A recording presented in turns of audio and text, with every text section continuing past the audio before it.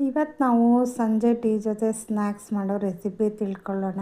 1 ಬಟ್ಲು ಮೈದಾ ಹಿಟ್ಟು, ಓಮ್ ಕಾಳು, ಕಸ್ತೂರಿ ಮೇಥಿ, ಕುಟ್ಟಿರೋ ಮೆಣಸಿನ ಪುಡಿ, ಉಪ್ಪು ಮತ್ತು ತುಪ್ಪ. ಖಾರ ಪುಡಿ ಯಾಕೆ ಹಾಕ್ತಿಲ್ಲ ಅಂದರೆ ಸ್ವಲ್ಪ ಮೆಣಸಿನ ಪುಡಿ ಹಾಕಿದ್ದೀವಲ್ವ, ಅದೇ ಖಾರ ಆಗುತ್ತೆ. ಎಲ್ಲ ಚೆನ್ನಾಗಿ ಮಿಕ್ಸ್ ಮಾಡ್ಕೊಳ್ಳಿ ಈ ಥರ.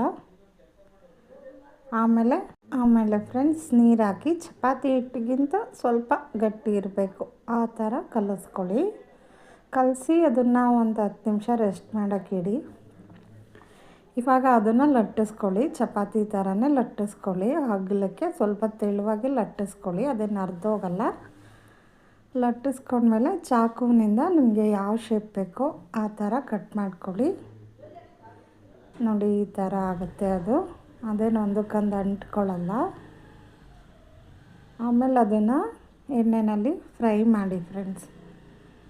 ಇದು ತುಂಬ ದಿನ ಇಡ್ಬೋದು, ಏನು ಕೆಟ್ಟೋಗಲ್ಲ. ಈ ಥರ ಫ್ರೈ ಮಾಡಿಕೊಂಡು ಡಬ್ಬಿಲಿ ಹಾಕ್ಕೊಂಡು ಇಟ್ಕೊಳ್ಳಿ. ಟೀ ಜೊತೆ ಎಂಜಾಯ್ ಮಾಡಿ.